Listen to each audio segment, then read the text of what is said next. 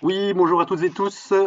Voilà, on va bientôt démarrer donc ce webinaire sur les étapes à suivre pour céder une entreprise. On va démarrer dans 2 minutes environ. On va attendre encore que des gens se connectent.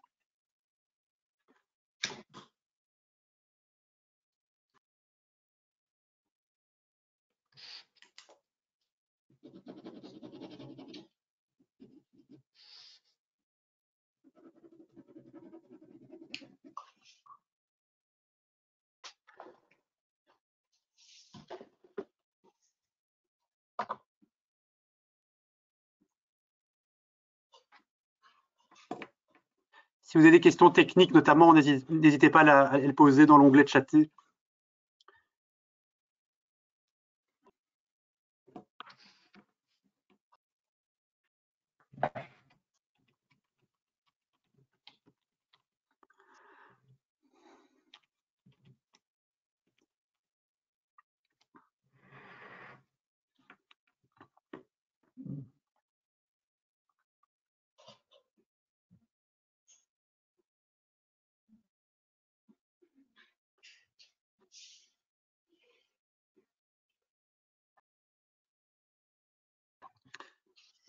Voilà, je propose qu'on démarre. Parfait. Donc, bienvenue à ce séminaire qui fait partie de la semaine de la transmission d'entreprise. Alors, cette année-ci, c'est une semaine qui est un peu particulière, on va dire même pour deux raisons. D'une part, on est en pleine crise du Covid-19, donc on doit évidemment adapter notre semaine aux conditions sanitaires actuelles, et donc on organise tous les séminaires sous format digital. Ce qui est particulier aussi, c'est que cette année, on a décidé de l'organiser sur 2 semaines plutôt qu'une semaine, ce qui nous permet d'avoir un programme moins dense, mais tout aussi riche. Donc voilà, n'hésitez pas à aller sur le site du 18-19. Vous avez accès assez facilement à ce programme de la semaine de la transmission qui aura donc lieu jusqu'au vendredi 20 novembre. Alors, le sujet qui nous intéresse aujourd'hui, ce sont les étapes à suivre pour céder une entreprise. Un séminaire qui sera donné par Yves Smir et Francis Heubrecht. Et donc, il y a une partie ici qui va durer environ 1 heure sur ces étapes à suivre. Et ensuite, on aura Emmanuel Everhart qui donnera une partie, ça durera environ 15 minutes, sur la reprise éventuelle par les salariés. Alors, de manière tout à fait concrète, on va procéder comme ceci. Si vous avez des questions à poser, vous pouvez les poser dans l'onglet chatter. Vous avez un onglet chatter. Vous pouvez passer par ce biais-là pour poser vos questions. Et alors, moi, j'interviendrai à la fin de chaque partie pour poser ces questions que vous avez posées dans l'onglet. Et à la fin des présentations, donc après 1 h 15, là, vous aurez la possibilité de prendre la parole vous-même. Donc, vous avez la possibilité de lever la main virtuellement. Et à ce moment-là, on vous donnera la parole alors pour poser vos questions. Voilà, donc je vais maintenant passer la parole à Yves et à Francis pour le séminaire à proprement parler.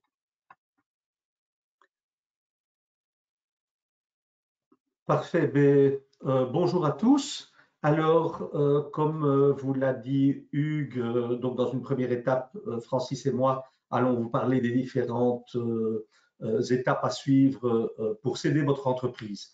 Alors, c'est important de savoir aussi, c'est un atelier qui est dédié aux cédants, mais on a bien vu qu'il y a également des acquéreurs, des partenaires et des collègues. Donc, bienvenue à tous. Vous en tirez, on espère évidemment, le plus d'informations possible. En ce qui me concerne, je voulais juste m'excuser. J'ai plusieurs écrans et ma caméra se trouve sur l'une d'elles, donc c'est pas que je ne vous regarde pas, mais voilà, c'est les aléas de la technique. Voilà. Alors, en ce qui me concerne, je vais me présenter brièvement. Donc, je m'appelle Yves Smir. Je suis dirigeant dans un cabinet de transmission d'entreprise qui s'appelle HumanCap et j'ai moi-même été un entrepreneur pendant 30 ans où j'ai créé, développé, revendu plusieurs sociétés. Et la dernière société que j'ai créée s'appelle donc HumanCap pour aider les entrepreneurs qui, comme moi à l'époque, eh bien, avaient besoin d'un coup de main pour transmettre leur entreprise. La spécificité de HumanCap, c'est qu'on met l'accent sur le facteur humain et pas uniquement sur les aspects financiers et juridiques de la transmission. Francis, si tu veux. Oui, bonjour à vous. Présenter. Je m'appelle Francis Debrex, donc je travaille pour la société Actoria. Je représente la société Actoria Belgique et Grand-Duché de Luxembourg. J'ai travaillé dans le secteur financier pendant une quinzaine d'années et puis comme entrepreneur pendant une dizaine d'années. Et cela fait quelques années maintenant que je travaille pour Actoria comme consultant en accompagnement à la cession d'entreprise. Voilà.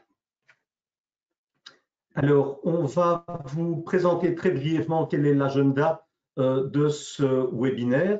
Alors, il y aura 5 parties différentes. La première comprend la session d'entreprise, c'est par où on commence, les différentes réflexions, les motivations, les aspects humains et le plan d'action. En deuxième étape, on parlera de la préparation de l'entreprise, de vos différents dossiers, etc. La valorisation, on va faire ça de manière relativement succincte, la rédaction du teaser et la préparation d'un dossier qu'on appelle le memorandum. En point 3, eh bien, nous allons aborder la recherche d'un repreneur. En point 4, on va surtout aborder toute la phase de transmission avec les différents documents, la négociation et la communication interne et externe. Et puis en point 5, on va surtout aborder la précession avec la prise de poste, le partage de témoins et les activités du futur cédant. Alors, on voudrait faire juste une petite précision. C'est qu'ici, dans ce webinaire, évidemment, en 3/4 d'heure, 1 heure, il est très difficile de passer en détail, en revue, absolument toutes les étapes. Donc, il a été prévu avec 18-19 d'organiser des ateliers pratiques qui sont gratuits et financés par 18-19, sur lesquels on reviendra en détail sur tous ces aspects-là. Vous devez savoir que ces ateliers ont déjà été organisés en septembre et en octobre et qu'ils ont eu un grand succès. Tous les cédants qui y ont participé ont terminé avec des dossiers de valorisation, des dossiers de présentation. On a fait des entretiens individuels avec eux et il est prévu à la fin de ces ateliers des rencontres entre cédants et acquéreurs. Donc, si jamais ça vous intéresse, eh bien, vous pouvez vous inscrire et vous avez là le site web, le lien qui apparaît. Bon, c'est peut-être un petit peu long à noter, mais vous verrez si vous allez sur 18-19, la partie événements ou ce qui concerne la semaine de la transmission, vous allez trouver cette information-là. Donc, voilà, si jamais ça vous intéresse d'aller beaucoup plus loin, on fait une vraie valorisation de votre entreprise et vous terminez ces ateliers pratiques avec toutes les informations nécessaires. Donc, c'est grosso modo une vingtaine d'heures. Normalement, nous commencerons le 18 novembre. On avait fixé les dates avant les nouvelles restrictions pour le Covid. Mais donc, en fonction des inscriptions, eh bien, on verra directement avec les cédants que ça intéresse. Quel jour on commencerait. Normalement, comme je dis, c'est prévu à partir du 18 et on verra évidemment si c'est en présentiel ou en virtuel. L'atelier précédent, les ateliers précédents avaient lieu en présentiel avec des masques pour tout le monde dans une salle suffisamment grande, aérée, et je vous dis, ça s'est excessivement bien passé et tous les cédants se sont retrouvés avec des dossiers absolument complets, avec une idée très claire de la valorisation de leur entreprise, etc. Donc voilà, c'est comme ça, vous savez où on se trouve et qu'ici, évidemment, c'est vraiment un condensé sur 3/4 d'heure, 1 heure. Voilà. Alors, on va commencer par un petit préambule. D'abord, pour les cédants qui sont ici présents, mais c'est la même chose pour les acquéreurs, vous devez savoir que ce qui est primordial pour vous de savoir avant de commencer, c'est que la transmission d'entreprise, ça nécessite un gros travail. Vraiment parce qu'il est compliqué de gérer et la transmission de son entreprise et le travail de tous les jours parce que l'entreprise doit continuer à tourner. Alors, la préparation est quelque chose de primordial également. Vous verrez que c'est relativement complexe. Ce sont des sujets que vous n'avez pas l'habitude de traiter. Donc, sachez-le, ça demande du travail, ça demande du temps, ça demande de la préparation et un petit peu d'argent. Et c'est pour ça que dans le cas présent, 18-19 vous aide en organisant des ateliers pratiques. Alors, vous avez sous les yeux le processus de transmission d'une entreprise. Alors, vous voyez qu'il est mentionné que c'est de 1 à 5 ans. Alors, tout dépend évidemment du type de structure que vous avez. Il y a des entreprises qui commencent très en amont et même parfois à la création de l'entreprise, ils se disent si jamais je dois la vendre, je prépare. Mais vous voyez ici qu'il y a 2 grosses étapes. En bleu, c'est tout ce qui concerne l'avant-cession et puis en orange, c'est tout ce qui concerne la pré-cession. Alors, dans l'avant-cession, il y a d'abord toute cette partie réflexion et prise de décision. Une fois que ça c'est fait, eh bien, on prépare l'entreprise et on prépare son développement. Puis, il y a une 3e étape où on recherche le partenaire idéal et on doit faire un choix. Et puis, en 4e partie, se trouve toute la partie négociation et signature. Une fois que la signature est faite, évidemment, il y a le passage de relais et la prise de poste. Et puis, il y a le développement, ça c'est plutôt pour l'acquéreur, sauf si le cédant reste. Il y a la partie développement, mais généralement, les cédants s'en occupent nettement moins. Alors, on va commencer par la réflexion. Il y a 2 choses que vous devez savoir au niveau de votre réflexion avant de commencer, c'est quelles sont vos motivations. Alors, par motivation, on entend pourquoi est-ce que vous voulez transmettre votre entreprise et ça vous oblige à penser aussi aux conséquences. Alors, pour vos motivations, il y en a évidemment toute une série, mais les principales sont souvent parce que le dirigeant souhaite prendre sa retraite, parfois c'est parce qu'il veut se recentrer et changer d'activité. Ça pourrait être aussi parce que l'entreprise a besoin d'un nouvel élan et lui-même n'est pas capable, soit physiquement, soit mentalement, de pouvoir le faire, soit financièrement, et donc il a besoin d'une aide. Mais ça peut aussi être que dans le cadre de votre activité, eh bien, vous recevez une offre inattendue à laquelle, enfin voilà, comme je l'ai dit, vous n'attendiez pas du tout. C'est quelque chose que vous ne pouvez pas refuser. Et donc, voilà grosso modo, les différentes raisons, les différentes motivations qui pourraient vous inciter à transmettre votre entreprise. Il y en a bien entendu bien d'autres, et vous êtes peut-être dans ces cas-là. Il y en a une que je n'ai pas citée, mais qui revient quand même de temps en temps aussi, c'est malheureusement la maladie. Alors, n'oubliez pas de penser à toutes ces conséquences. Qu'est-ce que ça a comme conséquence au niveau de votre entreprise, au niveau de votre privé, au niveau de l'entreprise, ça peut être la structure, est-ce que la structure va changer, le management, vos équipes, etc. Donc, n'oubliez surtout pas de penser aux conséquences tant privées que professionnelles. Alors, au niveau de la réflexion, indépendamment de ces motivations qui sont vraiment primordiales, c'est également vos objectifs. Quels sont les buts? Quel est l'objectif majeur que vous avez quand vous voulez vendre votre entreprise? Alors, évidemment, cet objectif, ça peut être de vendre l'entreprise le plus cher possible. Ça pourrait être, comme Emmanuel va vous en parler tout à l'heure, de céder votre entreprise à vos collaborateurs. Mais ça pourrait être aussi de faire en sorte de la céder à, votre objectif, de la céder à un repreneur extérieur, mais de faire en sorte que l'entreprise soit pérenne et préserver vos collaborateurs qui vous ont aidé à développer votre entreprise. Alors, une fois que ces motivations et vos objectifs sont définis, évidemment, il sera important de prendre une décision. Alors, quand vous prenez votre décision, c'est important de voir si vous êtes prêt et si votre entreprise est prête à être cédée. Ce qui n'est pas toujours le cas, vous verrez, on va en parler tout à l'heure. Il faut nettoyer les comptes, il faut faire en sorte que votre entreprise soit la plus belle possible pour donner envie à un acquéreur potentiel. Alors, pour prendre la décision, évidemment, vous devez aussi en parler à toutes les personnes concernées, tant au niveau privé qu'au niveau professionnel. Alors, au niveau privé, n'oubliez pas vos conjoints, hein, parce que ça, c'est quand même primordial. Il y a des cédants qui ont parfois peur d'en parler aux conjoints. Il y a une autre vie, évidemment, après la cession, donc ne négligez pas vos proches. Au niveau professionnel, il faut évidemment en parler à vos associés, même s'ils sont minoritaires. Ne prenez pas la décision tout seul, parce qu'après, vous allez évidemment être coincé dans le processus si jamais vos associés ne sont pas d'accord.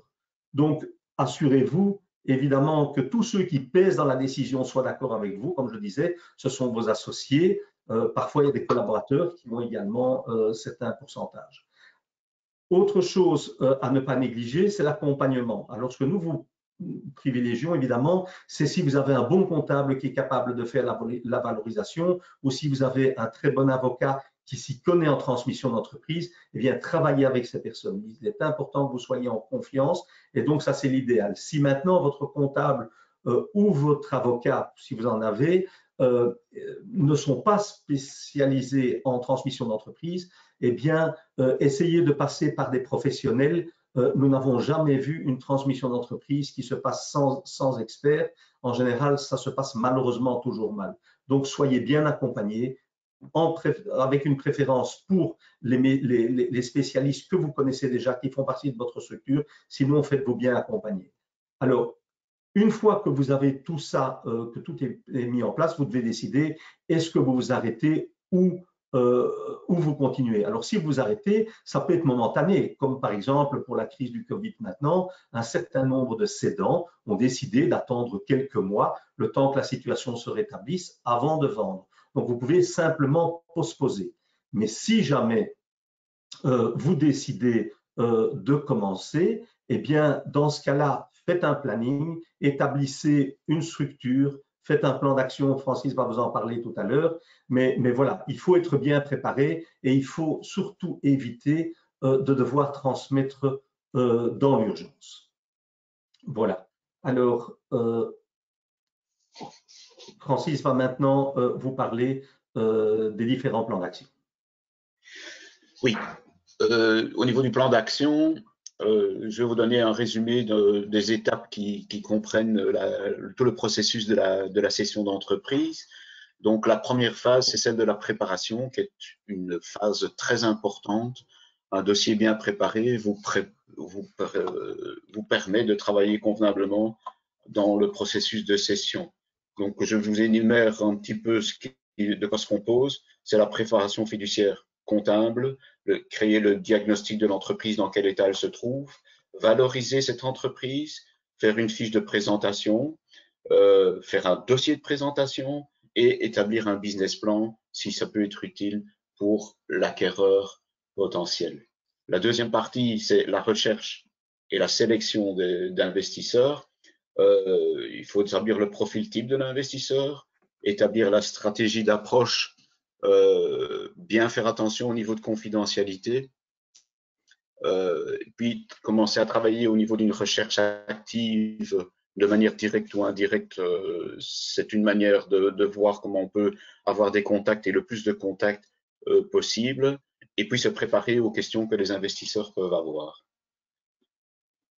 Préparer les pourparlers, c'est mettre en place des documents où on présente des engagements de confidentialité. La personne qui se met en contact avec vous doit s'engager à garder confidentiel l'ensemble des informations. Suivi du diagnostic du repreneur, voir un petit peu à qui on a affaire. Se préparer à la négociation, c'est vraiment être prêt à répondre à un ensemble des négociations et puis essayer de voir si on peut essayer d'éviter l'exclusivité ou s'il va falloir passer par ce processus d'exclusivité. Les négociations elles-mêmes, on se prépare, on crée les scénarios qui peuvent être créés. On essaye de mettre en place la manière de travailler si on a plusieurs repreneurs potentiels pour essayer de les tenir en haleine tous et de pouvoir continuer et après de pouvoir avancer le plus possible avec celui qui a le plus d'intérêt pour vous.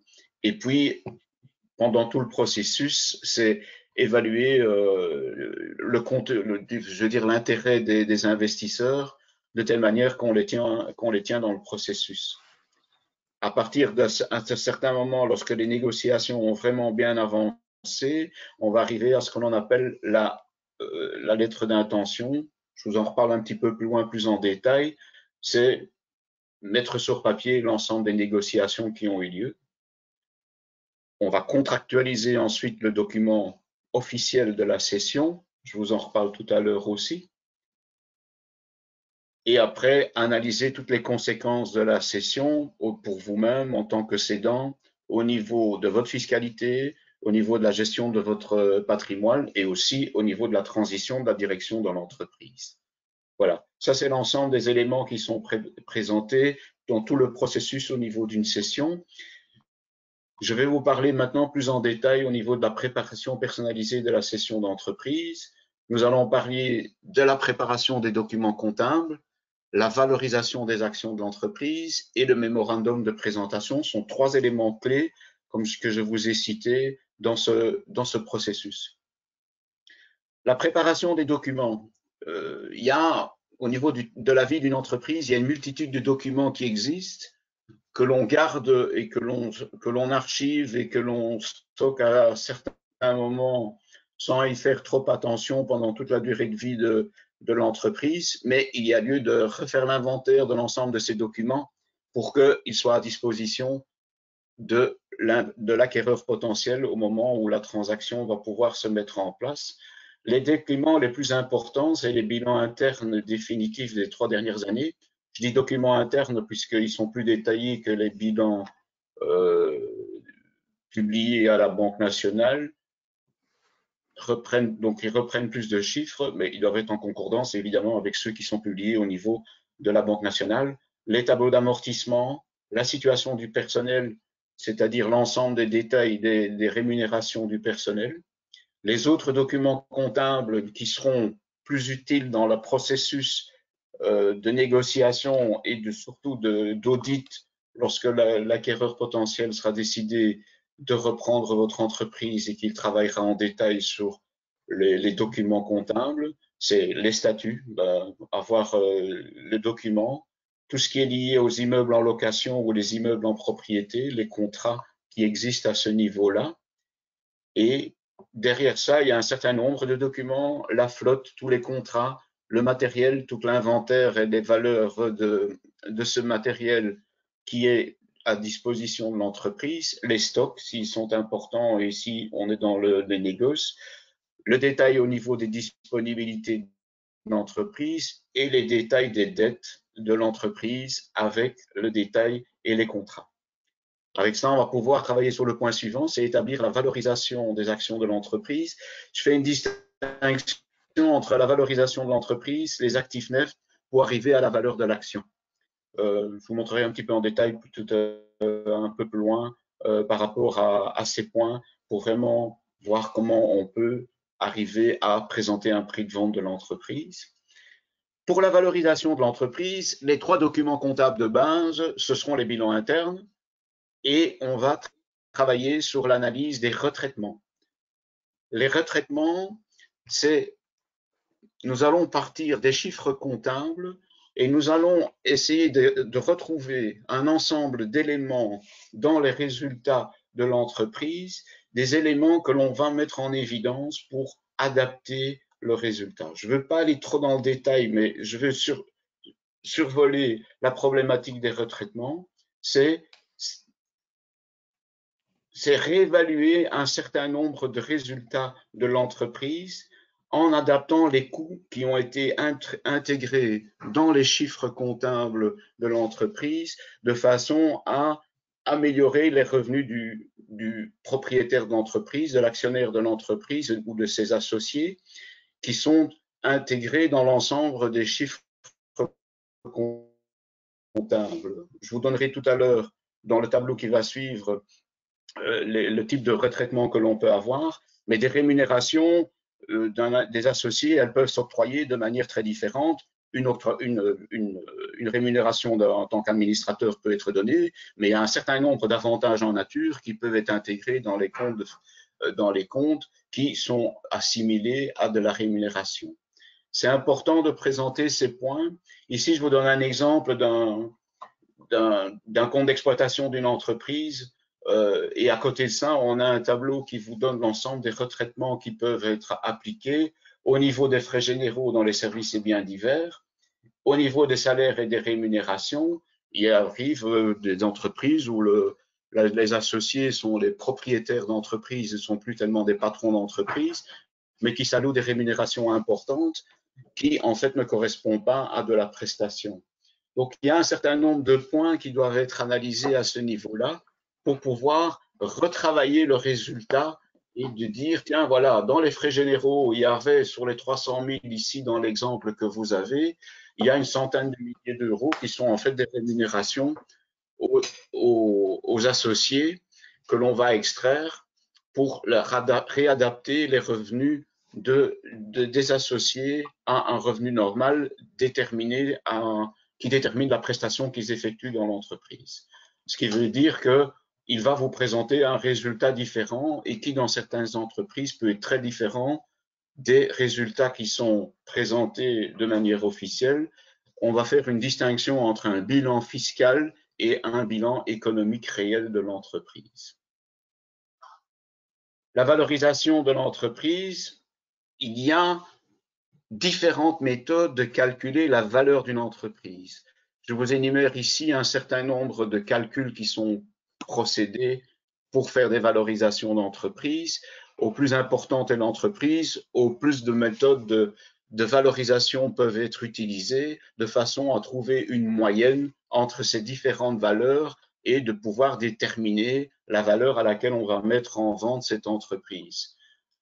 Je vous les énumère: valeur nette comptable, valeur de rentabilité, valeur de productivité ou de rendement, la marge brute d'autofinancement, l'EBITDA et l'excédent brut d'exploitation ou l'excédent brut d'exploitation, qui est un élément qui est très facile à calculer sur base des chiffres que l'on a et qui est souvent un point de référence pour l'acquéreur afin qu'il puisse se donner une idée. Tiens, cette entreprise, qu'est-ce qu'elle a comme excédent brut d'exploitation, et y appliquer un certain coefficient pour avoir une idée du prix de vente de cette entreprise. Price Earning Ratio, le goodwill et la méthode des cash flows.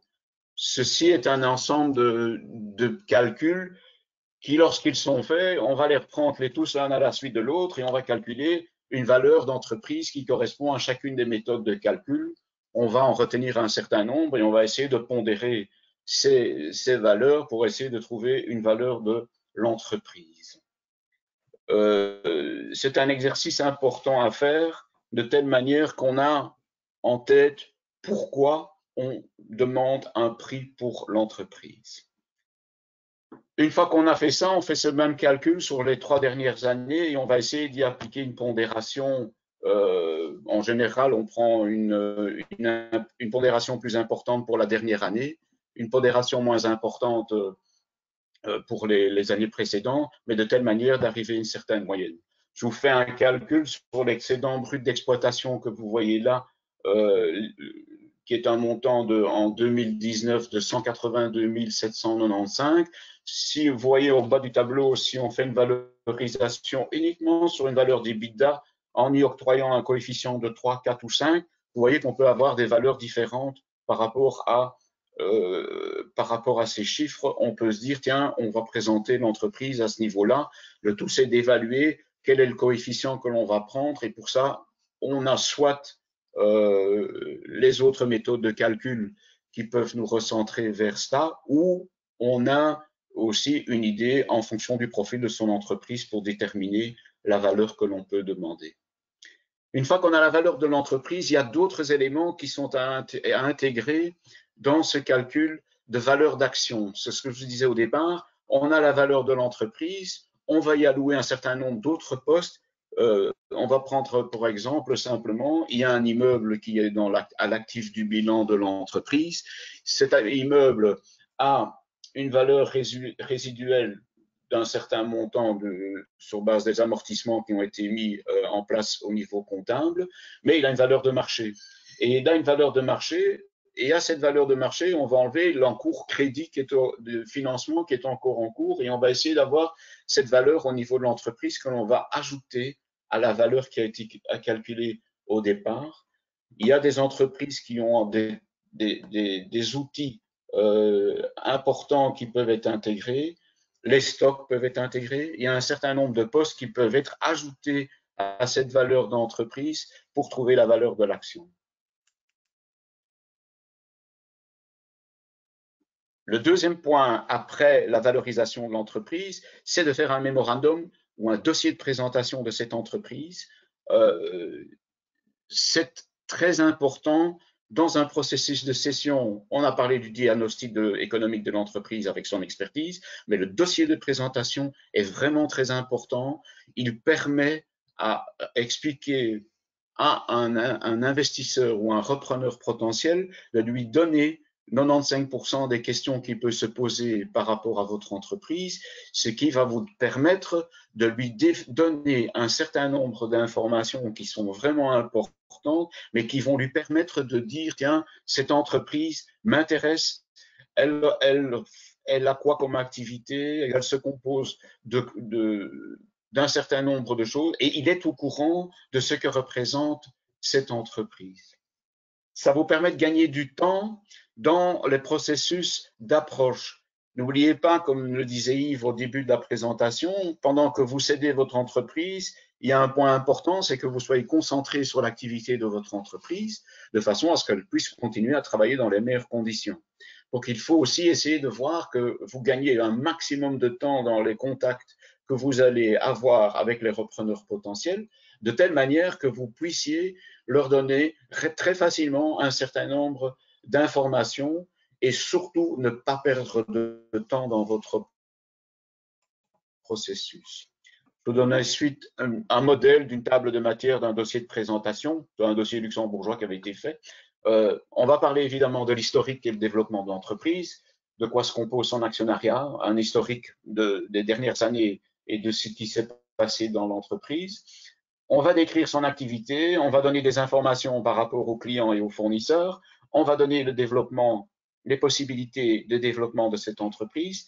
On va faire le SWOT. Le SWOT, c'est d'aller rechercher l'ensemble des points forts et des points faibles de l'entreprise. Je vous montrerai par la suite un tableau qui résume très bien ce type de réflexion. L'environnement opérationnel. Quels sont les moyens mis en œuvre au niveau immobilier, au niveau matériel informatique, au niveau organisation de l'entreprise? Le social est très important, de présenter l'organigramme de l'entreprise, son encadrement, de telle manière qu'un repreneur puisse avoir une idée de comment se compose cette entreprise et en fonction de son activité, comment lui pourrait s'intégrer dans cette entreprise et la développer. Ensuite, vous avez toutes les informations qui sont financières qui vont être présentées. On va parler du chiffre d'affaires, expliquer un petit peu son chiffre d'affaires, le solde intermédiaire de gestion, la valeur ajoutée, l'excédent brut d'exploitation, on va le présenter également, l'évolution de cet excédent brut d'exploitation, de telle manière que l'acquéreur potentiel puisse se dire, tiens, ben, si je reprends cette entreprise, quel est son potentiel aujourd'hui au niveau financier, le résultat opérationnel, les frais de personnel, les bilans comparatifs et les comptes de résultats économiques. C'est un ensemble d'éléments qu'on va intégrer dans ce mémorandum. On va exposer la valeur de cession de cette entreprise et les motivations qui ont fait que l'on décide de vendre l'entreprise. Vous voyez que je ne présente pas volontairement la méthode de calcul pour la valorisation.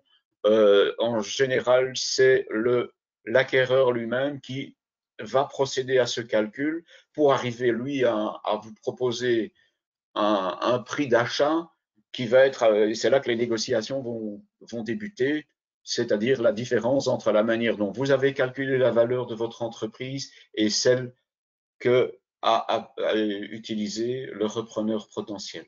Après, dans l'exemple que je donne ici, le Grand-Duché de Luxembourg, c'est parce que nous travaillons au niveau international et que si c'est un dossier belge, on explique un petit peu comment fonctionne la Belgique et le Luxembourg pour que les investisseurs, repreneurs étrangers puissent avoir un peu d'informations dans quel environnement se situe l'entreprise. Donc, je vous parlais du SWOT, les avantages et les points forts et les points faibles de l'entreprise. Je vous donne un résumé ici.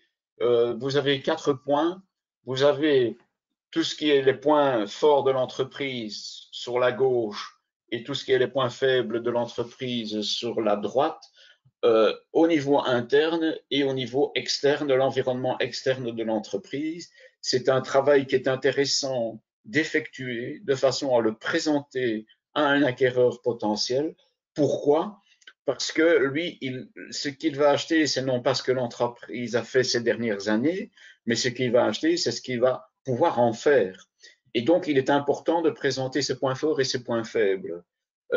Les points faibles, on les présente d'une manière aussi détaillée que ceux des points forts. Pourquoi? Ce sont les potentiels de développement qui se trouvent dans les points faibles.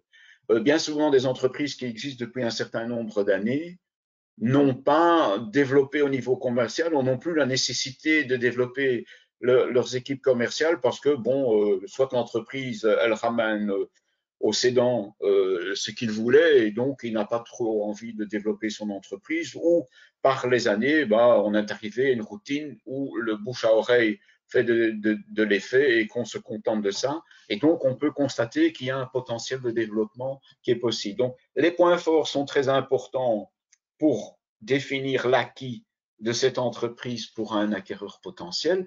Point faible, des possibilités de développement. Teaser et anime, on a parlé d'un dossier de présentation. Un dossier de présentation, on va expliquer en détail l'ensemble de l'activité de l'entreprise. Il est un fait que lorsqu'on donne un dossier de présentation à un acquéreur potentiel, c'est qu'il a signé une convention de confidentialité et qu'il s'engage à ne pas divulguer les informations qu'il va recevoir dans son analyse. Par contre, dans la première approche que l'on peut avoir au niveau de la session d'entreprise, on montre qui est l'entreprise, ce qu'elle fait, et donc on va faire un teaser qui reste anonyme. On va présenter l'entreprise avec un certain nombre d'éléments.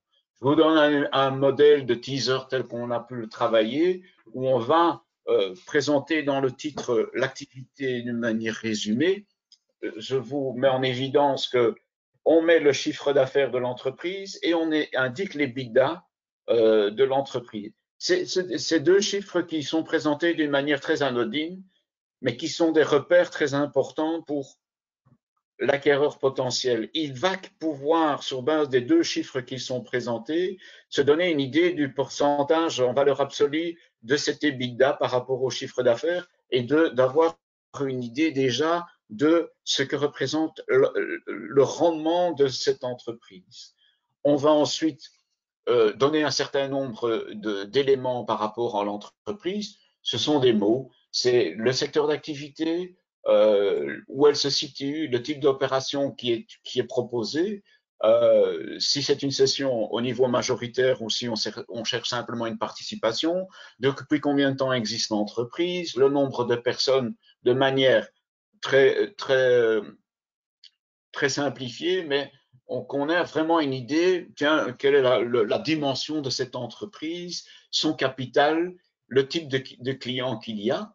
On va donner sur les 3-4 dernières années des chiffres clés de l'entreprise qui permettent de voir un petit peu comment cette entreprise s'est débrouillée ces dernières années au niveau du chiffre d'affaires, de la marge brute, encore une fois l'EBITDA, l'excédent brut d'exploitation, les effectifs moyens de l'entreprise et l'endettement à long terme de cette entreprise avec, si c'est possible, un graphique qui représente l'ensemble de ces éléments.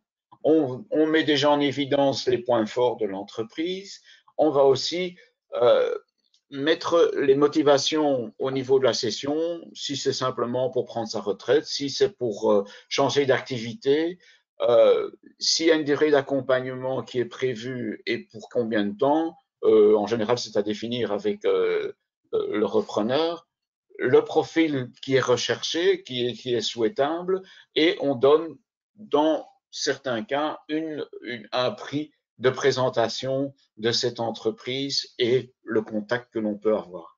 Le teaser est vraiment un résumé de ce qu'est l'activité de l'entreprise, de telle manière que avec une feuille sur 1 à 4, on sait, tiens, ce type d'entreprise m'intéresse ou ne m'intéresse pas, et va générer le premier contact que l'on peut avoir avec cette entreprise. Bon, je vous ai résumé ici un certain nombre d'éléments par rapport à tout ce processus. Ce sont vraiment dans ce cas-là les points les plus importants, dossier de présentation, et avant cela, avoir une idée de la valeur à laquelle on va la présenter. Et ensuite, on a les documents qui sont nécessaires à la présentation de l'entreprise, de façon à pouvoir la présenter de la meilleure manière possible à des repreneurs potentiels. Je vais laisser la parole maintenant à Yves qui va vous parler des points suivants par rapport à la cession d'entreprise. Je vais peut-être simplement intervenir, Francis. Oui, bien sûr. Parce qu'il y a une question par rapport à la vente de l'entreprise et savoir quel peut être l'âge de l'entreprise pour pouvoir la vendre. Est-ce qu'il faut absolument que l'entreprise ait déjà été créée il y a plus de 3 ans ou est-ce qu'on peut vendre une entreprise qui a été créée il y a moins que ça, quoi, genre 2 ans ou... Oui. Bah, il n'y a pas de délai. Hein. Il n'y a pas de délai. Disons que toute entreprise peut être vendue à partir du moment où un cédant décide de la vendre. C'est vrai qu'en Europe, on est souvent dans un environnement où les entreprises sont vendues après pas mal d'années et où lorsque le cédant arrive à l'âge de la retraite ou veut démarrer une autre activité où l'on a fait le tour après une dizaine ou une quinzaine d'années. Mais aujourd'hui, il y a des entreprises qui peuvent être vendues après 3-4 ans. Je pense qu'il est déjà important pour avoir une valeur d'entreprise conséquente, c'est que l'entreprise elle a déjà son activité et qu'elle est déjà opérationnelle.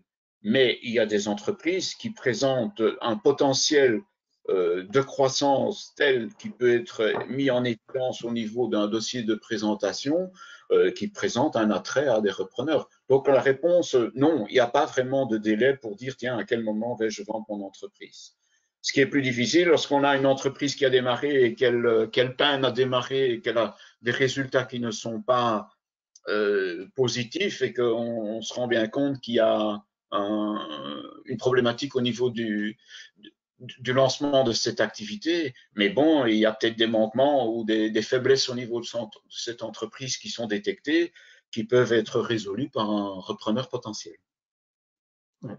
En complément de ce que dit Francis, et je suis tout à fait d'accord évidemment avec ce qu'il vient de dire, c'est que la difficulté, c'est que si vous vendez au bout de 2 ou 3 ans, vous avez très peu de repères pour faire votre valorisation, vu que vous ne pouvez la valoriser que sur 1, 2 ou 3 ans. Alors, ce qui sera peut-être important, enfin pas peut-être, mais certainement important de faire, c'est de bien travailler sur vos budgets, de faire en sorte que vous soyez capable de montrer le potentiel de développement. Et donc là, pour valoriser l'entreprise, on travaillera probablement plus sur le futur que sur le passé de l'entreprise. Donc voilà, c'est peut-être la seule, pas complication, mais le changement majeur. Voilà. Hugues, je ne sais pas s'il y avait d'autres questions auxquelles tu voudrais qu'on réponde d'abord avant de passer à la suite. Non. Pour le moment, il n'y a pas d'autres questions, donc tu peux y aller. Parfait. Alors, maintenant, on va passer par la recherche d'un repreneur. En fait, en parallèle à tout ce que Francis vous a dit, parce qu'évidemment, c'est vrai qu'il y a un timing à respecter, mais il ne faut pas attendre d'avoir terminé tous ces documents pour pouvoir travailler sur vos objectifs, vos motivations, etc. Et donc, vous devez, en parallèle à tout ça, penser à un profil d'acquéreur. Alors, c'est à vous-même de l'établir, ce profil. Vous devez essayer de réfléchir et qu'est-ce qui est le mieux pour mon entreprise? De quoi a-t-elle besoin? À qui vais-je la vendre? Alors, quand vous parlez à qui, eh bien, Emmanuel vous en parlera tout à l'heure, mais il y a bien entendu, et c'est une possibilité que nous privilégions vraiment, c'est de pouvoir vendre à ses collaborateurs. Donc ça, c'est vraiment une superbe piste. Elle plaît généralement à tout le monde. Le seul petit inconvénient qui peut être important pour certains, moins pour d'autres, c'est qu'en général, quand on vend à ses collaborateurs, on vend souvent un petit peu moins cher que si c'était un concurrent. Voilà. Alors, donc, quand vous pensez à qui, vous devez penser à la famille, évidemment, parce qu'il y a toujours des personnes qui pourraient être intéressées au sein de la famille et qui connaissent déjà l'entreprise ou qui sont même déjà dedans. La plupart du temps, c'est quand même à des tiers extérieurs, même si je dis ne surtout pas négliger les collaborateurs. Et dans les tiers extérieurs, ne pas négliger les concurrents, les clients ou les fournisseurs. Ce sont ceux qui connaissent le mieux votre entreprise et qui, la plupart du temps, pourraient trouver un intérêt certain dans la reprise de votre activité.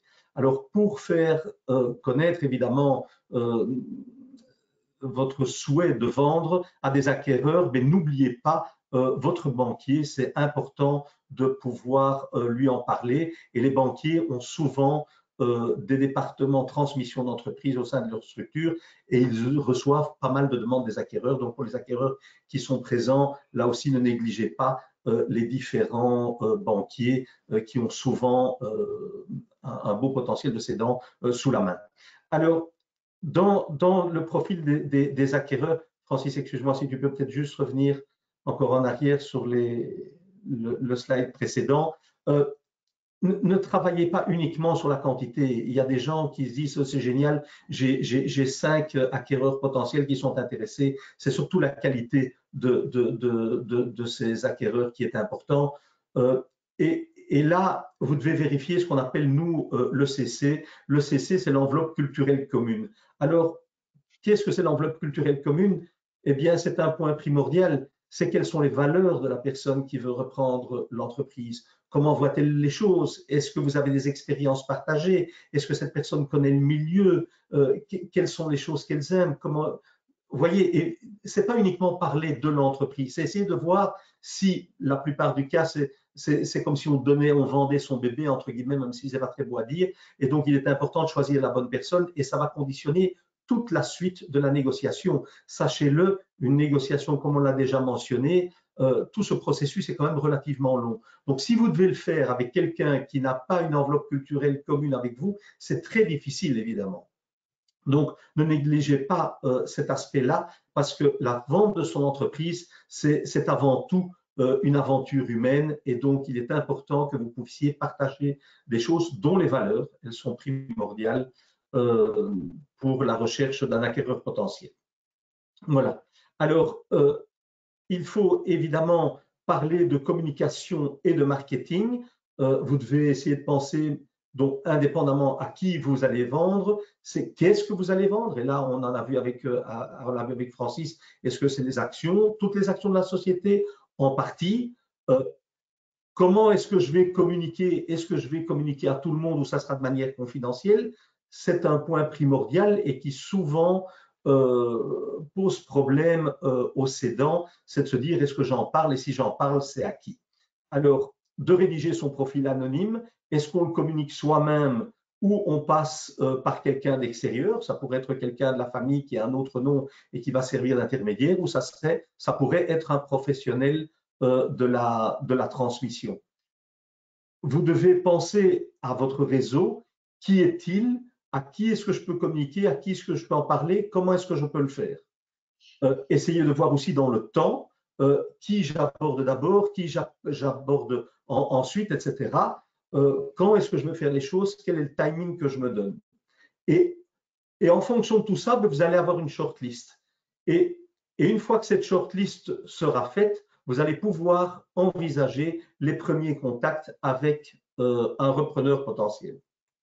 Alors, pour cette première rencontre, là aussi, c'est à voir si vous la faites vous-même ou si vous demandez à quelqu'un ou un professionnel ou un proche de le faire pour vous parce que vous n'avez pas encore envie de vous dévoiler. Une fois que ce premier rendez-vous a eu lieu et que vous avez vérifié l'enveloppe culturelle commune, je répète, si vous avez un vrai requin face à vous et vous dites la seule chose qu'il veut, c'est qu'il va la vendre dans 2 ans ou il va tout dilapider parce qu'il a envie de supprimer un concurrent, ce n'est peut-être pas ce que vous avez envie. Donc, demandez bien à la personne qui a les premiers contacts de sentir ce genre de choses. Et si vous voyez que le premier contact est bon, ce que nous demandons en général, c'est que on demande à l'acquéreur de nous envoyer un courrier dans lequel il spécifie un petit peu qui il est, quel est un petit peu son historique, une sorte de petit CV, de demander aussi quelles sont les raisons pour lesquelles il a un intérêt pour votre activité.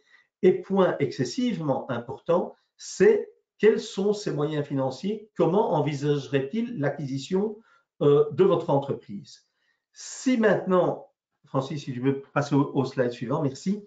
Et donc, si vous n'avez pas ce document de la part d'un acquéreur potentiel après le premier rendez-vous, eh bien, s'il vous plaît, n'allez pas plus loin. Ne donnez pas d'informations, surtout les informations financières. Donc, assurez-vous avant tout qu'il y a un intérêt réel de cet acquéreur et qu'il a les moyens financiers de pouvoir l'acquérir.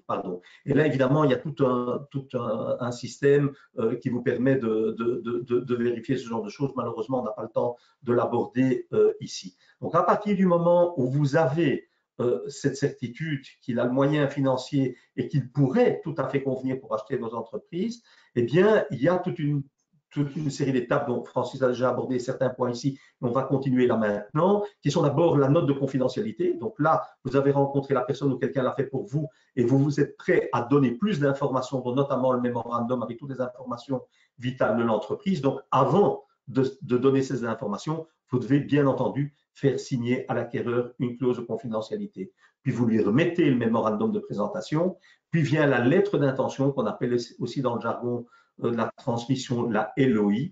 Voilà. Après ça vient la due diligence, qui est un audit, on va vous en toucher un mot également. Et pour finaliser le tout, c'est la convention de cession. Mais regardez bien ici, ces 5 documents, c'était 5 documents primordiaux dont vous entendrez parler tout le temps lors de la transmission.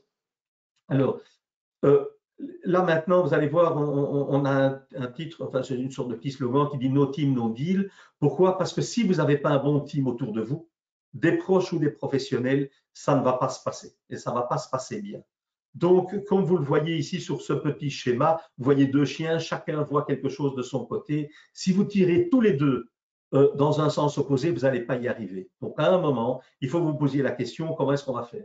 Eh bien, la réponse est tout simplement, c'est du win-win. C'est un peu pour l'un, un peu pour l'autre. Si vous ne faites pas ça, vous n'allez pas y arriver. Si chacun tire de son côté, ça serait une opération pourrie, voire ratée, même avant le closing. Donc, s'il vous plaît, que vous soyez cédant ou acquéreur, soyez transparent, soyez honnête et essayez de voir de trouver un compromis entre les 2 parties.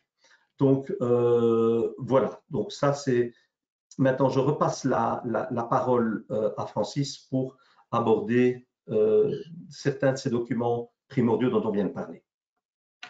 Oui, donc dans les phases, lorsqu'on a eu les premières discussions avec un ou plusieurs repreneurs potentiels, on va discuter sur un certain nombre d'éléments que Yves vient de nous énumérer. À un certain moment, il va falloir que l'investisseur vous adresse une information, vous adresse son intention de racheter son entreprise. C'est ce qu'on appelle la lettre d'intention. Ce document est un document dans lequel il va affirmer, il va vous dire qu'il désire reprendre votre entreprise. Je vais vous dire un peu de quoi se compose cette lettre d'intention. Derrière cette lettre d'intention, l'ensemble des éléments sur lesquels on est déjà d'accord sont exposés de telle manière que l'objectif, c'est d'aller le plus loin possible dans la lettre d'intention, qu'elle soit le plus détaillée possible, de telle manière qu'on ait fait un grand pas en avant au niveau de la cession de son entreprise. Il est vrai qu'on peut être en discussion avec différentes parties et à un certain moment, on sent que les choses se concrétisent et puis il y en a un qui va sortir et il va dire bon, je vous fais une lettre d'intention de racheter votre entreprise suivant telles conditions et qui sera un document préparatoire à l'audit qui va être fait, l'analyse de la comptabilité, l'analyse de tous les éléments que vous avez exposés dans votre mémorandum. On va vérifier si ça correspond effectivement à la réalité.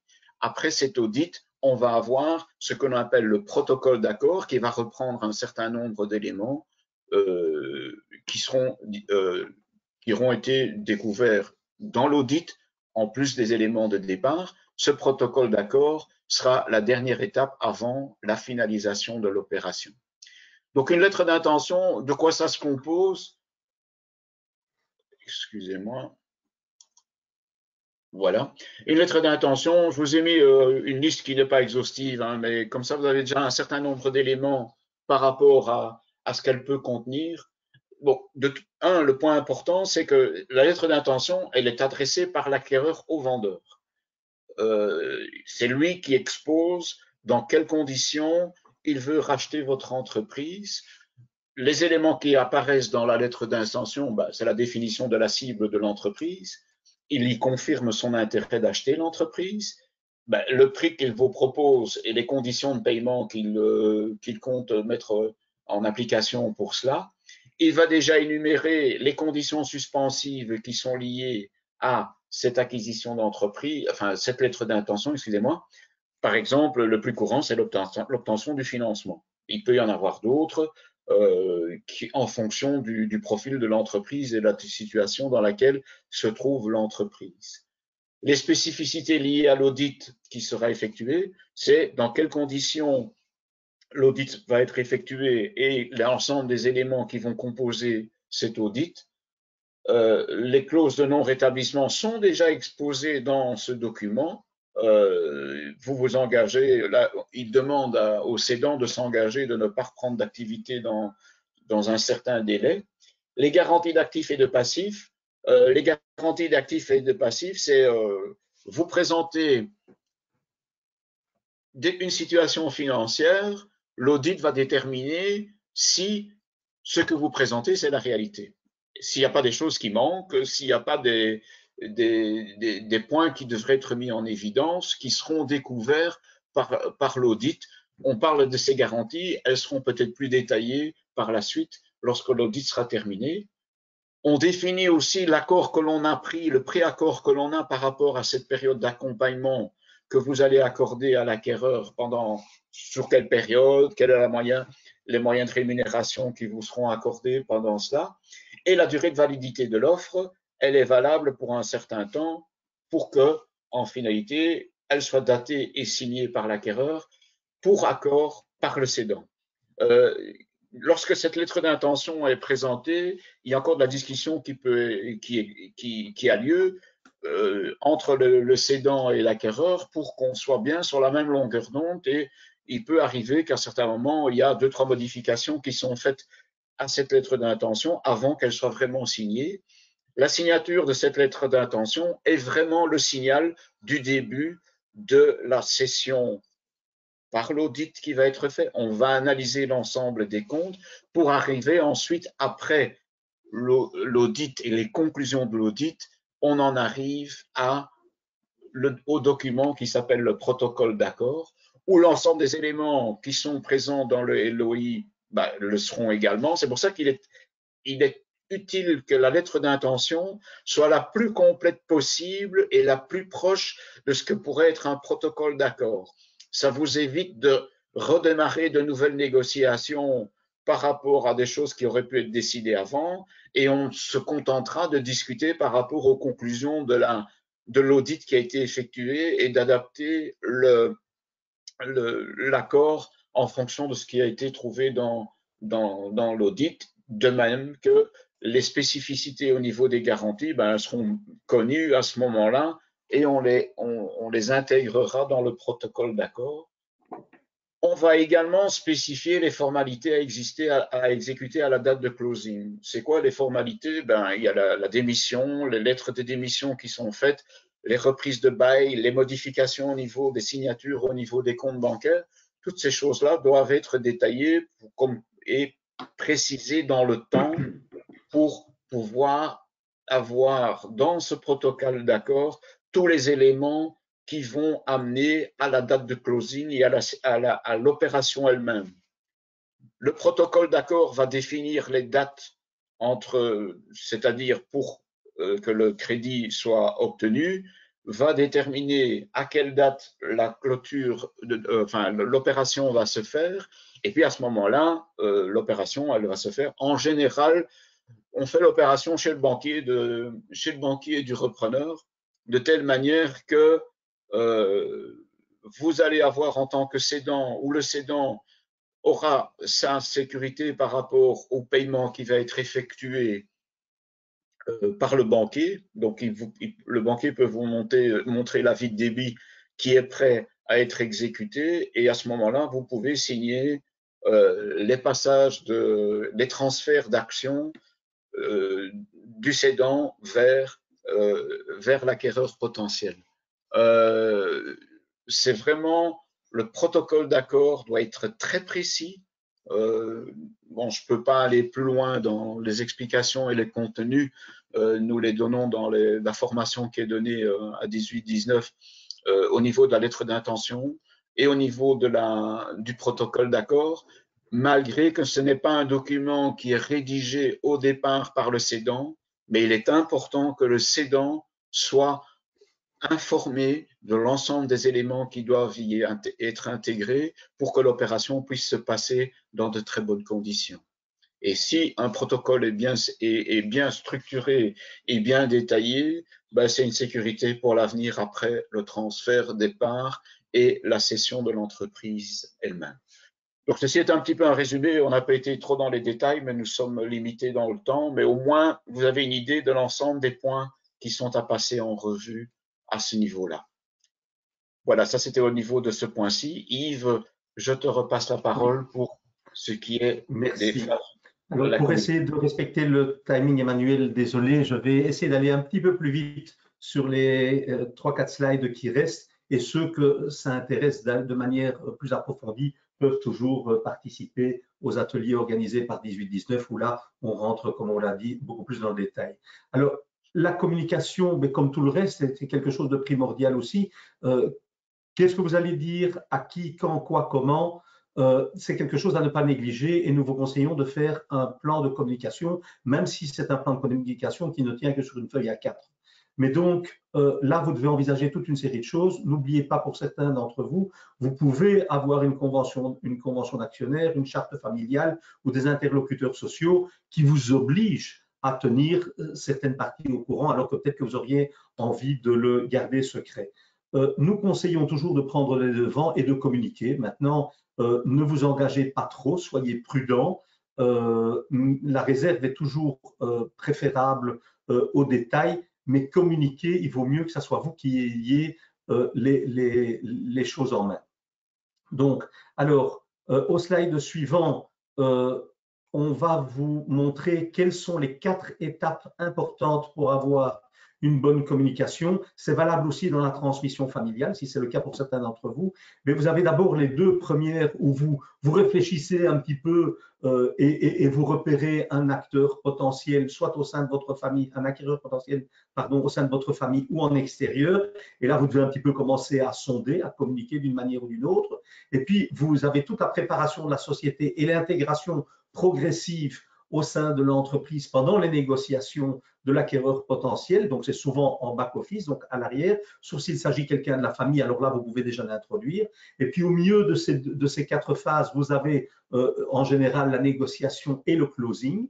Et puis, il faut surtout communiquer donc avant ce closing, mais aussi après, bien tout expliquer, où là, d'abord, il y a une intronisation, c'est comme ça qu'on appelle l'intronisation de l'acquéreur, qui peut être quelqu'un de la famille ou quelqu'un de l'extérieur. Et là, il y a ce qu'on appelle le règne conjoint, c'est-à-dire que vous allez travailler ensemble pendant un certain temps. Et puis, la dernière phase de communication, c'est quand le cédant décide de se retirer. Donc, voilà pour ces 4 phases. Alors, il y a donc après le closing, donc après la signature, c'est la prise de poste, c'est-à-dire que le repreneur rentre dans les baskets du cédant. C'est quelque chose qui se prépare bien avant le closing. Il faut bien expliquer comment les choses vont se passer, quels seront les rôles, les responsabilités de chacun, mettre en avant son plan de communication. Il faut aussi célébrer, remercier, féliciter les gens. Là aussi, il faut décider à qui on va féliciter, à qui on va en parler, quand on va le faire, comment, etc. Et là, ça fait partie de tout votre plan de communication. Là aussi, et le cédant et l'acquéreur vont rencontrer les équipes, les clients, les fournisseurs, bien expliquer, rassurer, c'est quelque chose de primordial. C'est un moment très déstabilisant pour l'entourage, principalement pour les collaborateurs. Donc, il faut surtout les rassurer, mais également les clients qui se demandent ce qui va se passer après. N'oubliez pas, en tant que cédant, c'est de soutenir le repreneur. Vous lui avez donné votre confiance, vous lui avez vendu votre entreprise. C'est primordial de le soutenir. Alors, pour les cédants, n'oubliez pas, c'est le cas aussi pour les repreneurs, mais pour eux, c'est un petit peu différent. Mais pour les cédants, votre statut change du tout au tout le jour où vous avez signé et où l'acquéreur prend sa prise de poste. C'est-à-dire qu'à partir de ce moment-là, c'est lui le patron et pas vous. Donc, s'il vous plaît, pensez bien à votre statut. Ça fait réfléchir beaucoup de cédants et parfois, avant de signer, ils font marche arrière et ils n'ont plus envie de vendre parce qu'ils se disent Bon, parfois c'est un peu de l'ego aussi, hein, mais ils se disent, mais quel va être mon statut? Qu'est-ce que je vais faire après? On va plus m'appeler, je ne serai plus le dirigeant de mon entreprise. Donc voilà, c'est pour ça qu'au début, on vous a parlé de votre motivation et de vos objectifs. C'est important d'avoir des projets une fois que vous avez vendu votre entreprise. Alors, une fois que la prise de poste a été faite avec le repreneur, ben, il y a ce passage de témoin, vous devez continuer, même si ça a déjà été fait en amont, vous devez continuer à l'informer et à vous rendre le plus dispensable possible, c'est-à-dire que l'entreprise doit pouvoir tourner sans vous. Et ça fait partie du passage de témoin. Alors, on l'a dit, c'est important d'avoir des activités futures. Elles peuvent être d'ordre privé ou d'ordre professionnel, mais si vous n'en avez pas, c'est un cap difficile à passer. Vous allez avoir une autre vie après avoir vendu votre entreprise. J'insiste bien, ça peut être tant au niveau privé que professionnel, voire les deux. Et vous devez y penser, vous devez commencer à y réfléchir pour justement avoir des projets qui vont vous driver, vous motiver après cette transmission qui va être très éprouvante émotionnellement. Okay, n'oubliez pas cet aspect émotionnel. Il y a beaucoup de dirigeants qui disent, mais moi, ça fait des années que je travaille, je suis un dur à cuire, je connais mon métier, ça va passer tout seul. 9 fois sur 10, on peut vous garantir que ça ne se passe pas aussi bien et que le dirigeant, surtout le cédant, a un vrai contre-coup. Par contre, s'il a un avenir professionnel, s'il a un avenir privé et financier, eh bien, c'est beaucoup plus facile à passer le cap. On aborde bien entendu cela tout en détail. On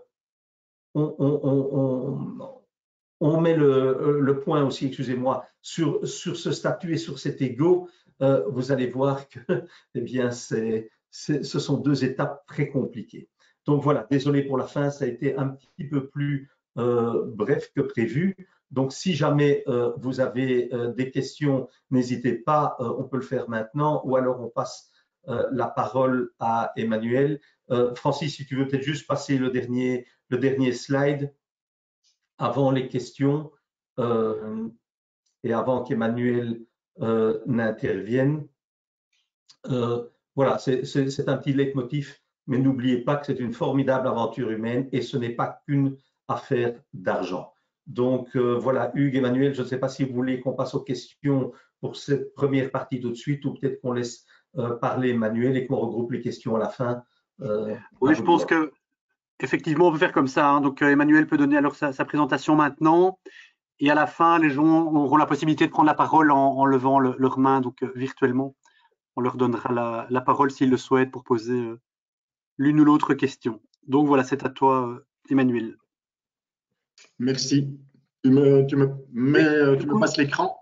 Exactement. Donc en effet, je te mets comme panéliste. Je profite de ce petit moment de transition pour proposer à Yves d'aller revoir son slide No Team No Deal, parce que ce n'est pas deux chiens, hein. Ce sont deux ânes. Tu as raison, mais c'est parce que je me suis dit que si c'était deux ânes, ça allait peut-être mal interprété par nos participants et que voilà, certains disent que c'est des ânes et d'autres disent que c'est des chiens. Et voilà, bon, mais effectivement, les deux sont tout à fait possibles. Est-ce que vous voyez mon slide? Oui, très bien. Oui, on voit tes slides. Oui. Je n'ai pas compris. On voit bien tes slides, oui, effectivement. On ne les voit pas en diaporama, on voit chaque fois le slide suivant, mais sinon on les voit, oui. Vous ne voyez pas en diaporama? C'est bizarre ça.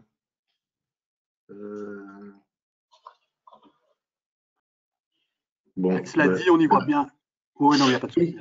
Donc moi, je viens vous parler avec une ancienne casquette, en fait, que je n'ai plus pour le moment, qui m'a permis de travailler pendant 2 ans au sein de l'USCOP dans un projet qui s'appelle « Je transmets à mes salariés » et qui était un projet mené d'ailleurs avec Bessie, la Chambre du commerce de la région bruxelloise.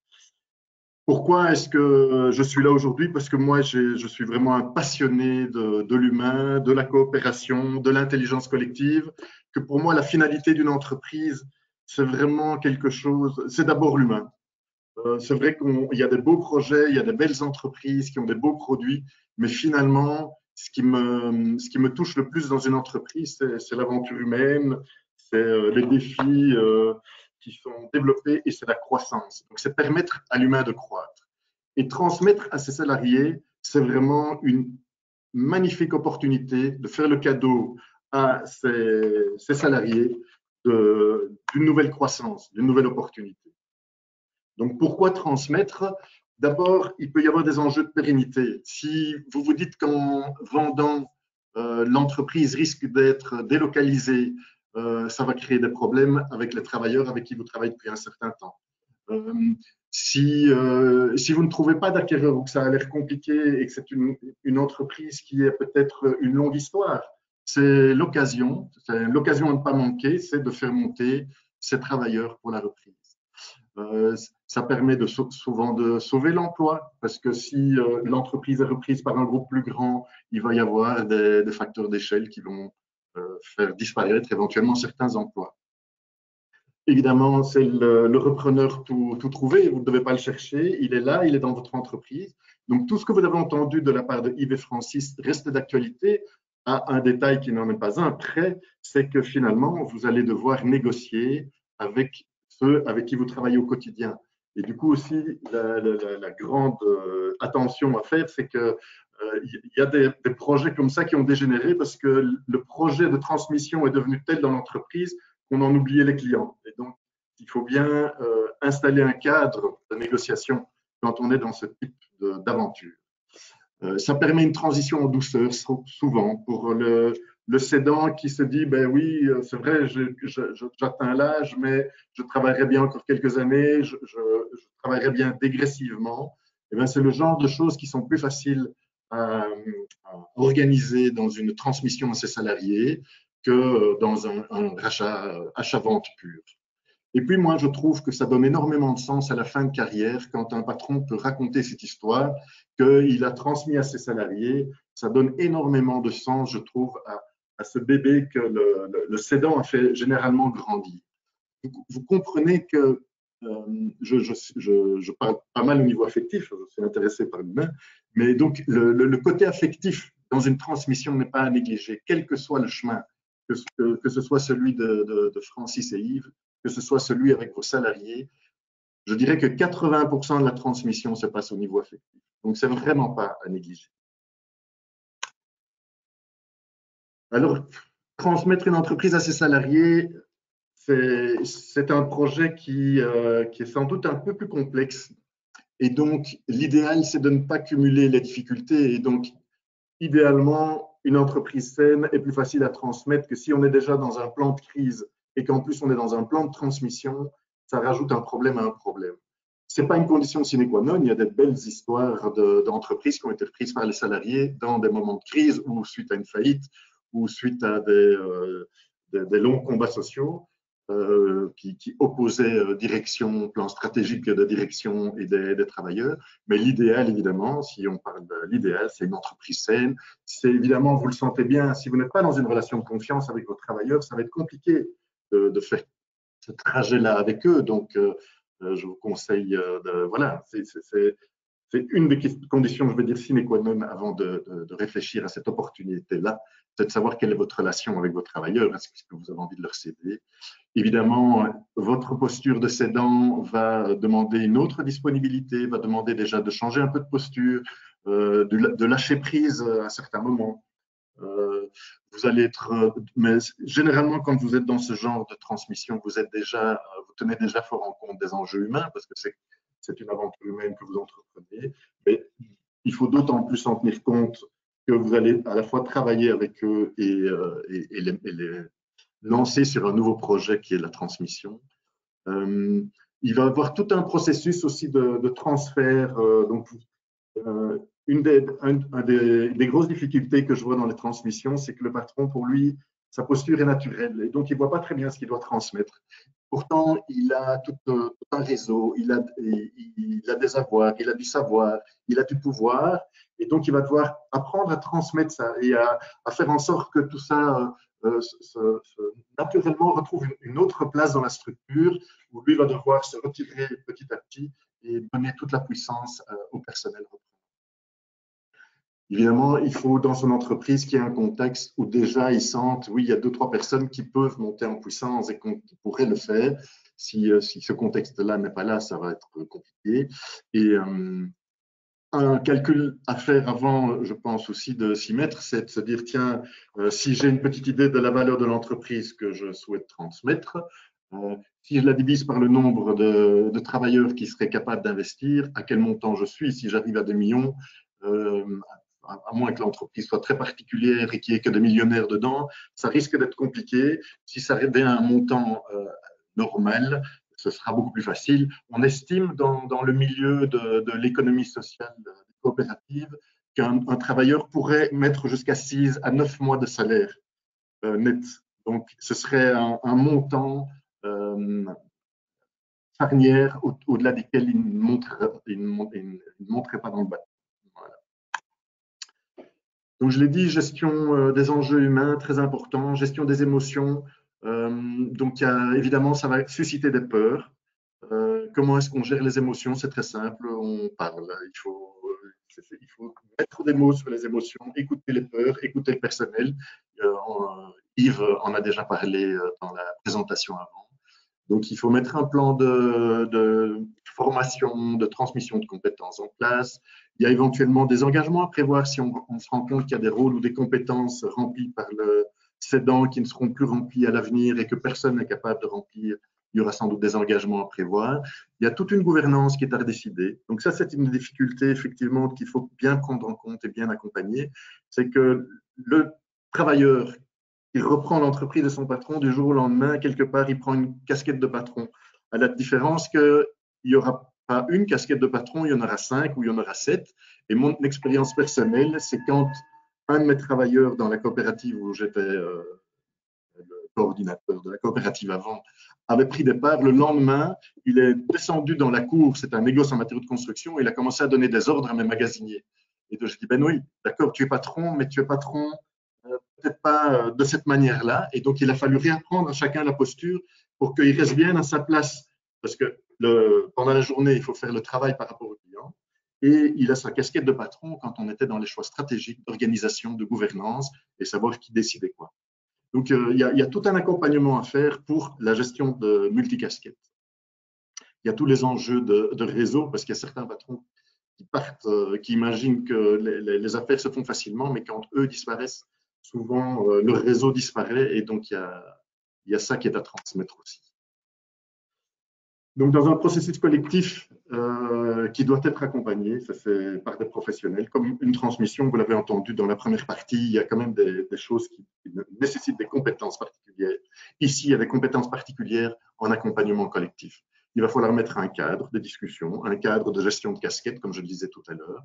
Il va falloir discuter en fonction des intérêts et des motivations des travailleurs, donc on va être vraiment fort à leur écoute, pas trop pendant les heures de travail. Donc, ça va déjà faire un petit écrémage de voir qui est prêt à monter dans ce bateau-là, à consacrer du temps à ça, en dehors des heures de travail, vu qu'il va devenir un des principaux actionnaires de l'entreprise après. Il y a tout un partage de vision à faire. La vision était portée par le cédant qui s'en va, qui sera plus là à terme. Quelle est la vision que va porter l'équipe du personnel? Il y a toute la manière dont on va décider ensemble. Donc, est-ce qu'il y aura un leader qui va prendre un peu une posture patronale, ou est-ce qu'ils vont faire ça de manière beaucoup plus participative, de façon, on parle beaucoup d'entreprises libérées pour le moment, qui se développent très fort et très bien d'ailleurs, qui ont de très beaux résultats en développement. Et bien, donc, tout ça doit être réfléchi et va devoir être appris, acquis, et va prendre un peu de temps. Voilà, et puis il y a toute l'organisation de tous les transferts, des associations provisoires, rediscuter des rôles, de la distribution des rôles. Donc c'est tout un processus qui va permettre au personnel de monter en puissance, de changer de posture, de changer de rôle éventuellement, et d'aller plus vers des choses qui les passionnent et qu'ils apprécient. Alors on me dit souvent, oui, et Yves l'a dit, généralement on transmet aux salariés, c'est la transmission au niveau financier est un peu moins intéressante. Ce n'est pas les chiffres que moi j'ai du côté français, mais c'est tellement difficile à évaluer. Moi, ce que je dis d'abord, c'est que la valorisation de l'entreprise, ne vous arrêtez pas à un chiffre, c'est ça dépend de la loi de l'offre et de la demande. C'est-à-dire que vous pouvez estimer que ça a une valeur. S'il n'y a personne qui est prêt à la payer, de toute façon, ça ne vaudra pas ça. Donc, avant tout, une valorisation, c'est un enjeu d'offre et de demande. Et là-dedans, le cédant, pour moi, a une posture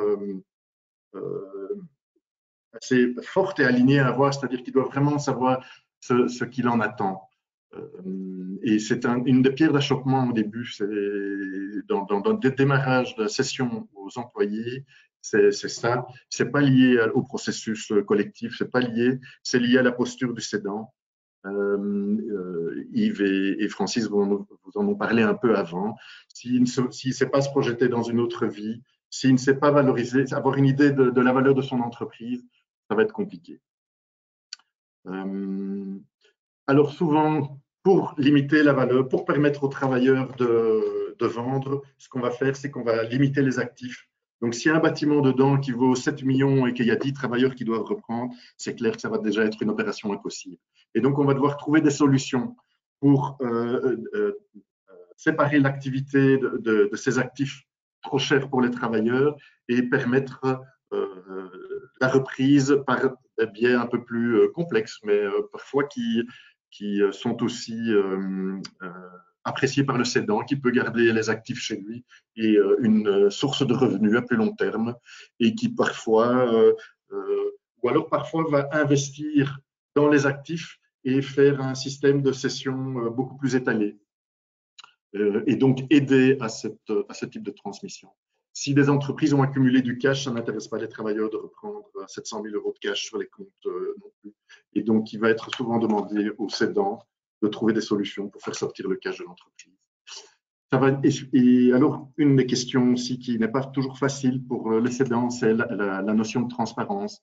Pendant tout un temps, ils pouvaient faire un peu ce qu'ils voulaient dans la gestion de ces comptes. Parfois, voilà, c'est des choses qui arrivent, je veux dire, par rapport à quand on est patron, on mettait quand même un peu des frais liés à son privé dedans, la voiture de l'épouse est parfois et tout ça va apparaître, mais pas toujours très confortable pour le cédant. Et donc, ce qui va se passer généralement, c'est qu'il va y avoir un nettoyage, non pas pour maquiller la mariée, comme on dit, pour la vendre plus, mais simplement pour que lui soit confortable quand il va devoir ouvrir les comptes et discuter avec ses travailleurs. Sur la valorisation, on vous a dit tout à l'heure, il y a des facteurs positifs et négatifs qui vont venir s'ajouter une fois qu'on a développé une valeur. Ce n'est pas ma spécialité, c'était juste parce que quand j'interviens souvent, la question de la valorisation est fort présente. Et donc, il y a tous des facteurs positifs, évidemment. Si c'est un créneau ou un marché sur lequel il est difficile de rentrer, la valeur peut être beaucoup plus importante que les chiffres comptables, et bilantaires, etc., que si c'est un marché super ouvert où du jour au lendemain, des centaines d'acteurs peuvent venir s'installer. Il y a tous des facteurs comme ça, positifs, négatifs. Comme vous aurez les slides, si ça vous intéresse, vous pourrez aller regarder ça. Une des gros soucis que moi je rencontre dans ce genre de transmission, c'est la question du noir. Donc les cédants qui ont bon, il paraît qu'en Belgique, une partie de l'économie est en caisse noire. Moi, je ne suis pas du tout là-dedans. Quand j'ai repris un négoce, je l'ai supprimé, ce qui m'a fait perdre du personnel. Mais il y a des patrons qui veulent valoriser le noir. Moi, je dis toujours que c'est difficile d'être rémunéré 2 fois pour le noir. Il a eu des avantages pendant toute une série d'années. Ça n'a pas de place dans ce type de négociation. C'est un point de vue un peu personnel. Là, j'avais encore envie de vous dire, de faire 2-3 petites réflexions. Voilà, c'est assez ouvert et l'idée, c'est plutôt de vous éveiller à ce type de processus pour aller vers des acteurs qui pourraient vous aider. Mais je suis étonné de trouver des cédants qui ont 68, 70 ans et qui n'ont pas encore parlé à leur personnel. Ils disent oui, mais non, mais j'ai peur que si je dis que je vais m'en aller, le personnel s'en aille ou les fournisseurs. Mais mettez-vous à la place du personnel, ils ne sont pas bêtes, ils voient que vous avez 68, 70 ans. Je crois qu'ils seraient quand même un peu plus rassurés de savoir que vous êtes sur la transmission de l'entreprise et l'avenir que vous pouvez donner à leur emploi, que de croire qu'eux puissent imaginer que vous ne faites rien. Et donc ça pourrait vraiment être un souci et une vraie angoisse, une vraie émotion de peur dans l'entreprise. Et donc je dis, soyez transparents, parlez à vos travailleurs, surtout si vous voulez dans ce processus-là, c'est important de les rassurer. Une histoire intéressante dans ce genre de transmission, c'est qu'un cédant qui était dans la construction devait, les repreneurs, les travailleurs repreneurs demandaient qu'il y ait une garantie financière par rapport aux garanties décennales des travaux de l'entreprise. Et donc, il y ait une somme bloquée à un endroit. Et le patron, à un moment, il dit, oui, mais en fait, vous me demandez de garantir le travail que vous, parce que lui ne peut pas un patron sur chantier, mais que vous, mes ouvriers et mon personnel, votre travail. Et il a dit non, ça, je trouve que c'est à vous d'assumer la garantie de votre travail, et même si c'est lié à des garanties décennales et des choses tout à fait légales, il a pu obtenir que toute cette garantie financière qui était bloquée pour ça ne le soit plus et que le personnel reprenne la garantie. Voilà, petit détail. Je dis aussi de faire attention. Il y a des patrons qui sont chargés de bonnes intentions, des cédants, et qui vont faire en sorte de faire des promesses qui vont faire que les travailleurs vont se remobiliser et que l'entreprise va vivre des croissances assez rapides, liées à un certain engouement, à une énergie qui revient, etc., qui fait que les chiffres, en fait, si le processus prend 3 ans, font que alors qu'au moment, au temps A, où on se disait, voilà, le contexte, la valeur, etc., ça marche, mes salariés peuvent reprendre, on fait une augmentation de 50%, 75% du chiffre d'affaires, et du coup, la valeur de l'entreprise a évolué grâce aux travailleurs, mais elle a évolué et fait que les travailleurs ne sont plus capables de la reprendre. Et donc, j'ai fait attention de ne pas faire payer aux travailleurs le fruit de leur travail quelque part. Donc, si on est dans un processus comme ça, de fixer la valeur dès le départ et que chacun bénéficie du fruit de ces quelques années, et surtout le travailleur bénéficie du fruit et n'est pas à le payer 2 fois. Partager les risques. Donc, souvent, ce qu'on propose, c'est que le patron, comme il va encore rester quelques années, puisse différer une partie de la valeur, simplement. Donc, de partager les risques. Il croit en cette entreprise, il croit dans la transmission à ses salariés, et donc une partie de la valeur de l'entreprise arrivera plus tard, que j'associe à un partage de risques. Voilà, dans la posture du cédant, ça peut parfois compliquer les choses. Je mets la belle-mère, j'adore ma belle-mère, mais il y a cette expression « ne jouez pas à la belle-mère » qui est importante et qui pourrait faire en sorte que, alors qu'on est dans plein de belles intentions, finalement, ça se termine en queue de poisson. Et c'est dommage parce que c'est une belle aventure. Et voilà, une des manières aussi, c'est de participer au financement. Donc, parfois, il ne va pas accepter le cédant ne va pas accepter que la somme soit décalée. Il va demander que la reprise se fasse, mais il est prêt à remettre de l'argent dans l'entreprise et aider au rachat des parts par ses salariés. Donc ça, c'est une autre possibilité pour aider les salariés à reprendre. Finalement, qu'est-ce que ça donne? Ça donne qu'il y a une première étape qui est vraiment vérifier la motivation et les conditions du cédant, qui est primordiale, parce que si ce n'est pas clair dès le début, ça risque de capoter à la 5e étape et c'est dommage. On aura fait beaucoup de chemin pour un manque de clarté dans la position et dans les intentions du cédant. C'est vraiment un point à ne pas négliger. Le plan de transmission est d'autant plus important avec les travailleurs qu'on va devoir passer quelques étapes et donc évaluer ensemble où on en est. Il y a tout le processus collectif qui va être favorisé par ce plan de transmission. La détermination de la valeur, des enjeux internes, externes, etc. Est un point important, mais qui va se jouer finalement très très vite, parce que très vite, la question de la valeur va décider si ce processus est envisageable ou pas au sein de l'entreprise. Voilà, et puis les étapes classiques de clarification, négociation, de succession, avec tous les partenaires, hein, dont si vous cherchez des partenaires plus dans le côté accompagnement collectif, il y a les agences conseils, il y a tous les acteurs de microcrédit aussi, parce que les banques ne sont pas trop à vouloir faire 10 dossiers dans le cadre d'une reprise d'entreprises. Faire 10 microcrédits à des travailleurs qui vont racheter des parts, c'est pas trop leur truc. Par contre, les acteurs du microcrédit comme Creda, Lefboom, etc. en Belgique sont des acteurs qui sont structurés pour ça. Vous avez l'USCOP qui est la sauce pour laquelle j'ai travaillé pendant 2 ans et qui rassemble toutes des structures dont l'ADN est la participation, la coopération, l'intelligence collective dans les organisations. C'est peut-être une source d'inspiration et une source de rencontre de personnes qui sont dans cette dynamique-là. Deux petits mots encore sur les aides. Il y a des aides à différents stades. Il y a des aides dans le processus collectif. Alors, on peut aller vers des primes à la consultance et des primes à la formation. Vous trouvez toutes les infos sur le site de 1819 qui est bien fait. Il y a des aides au rachat.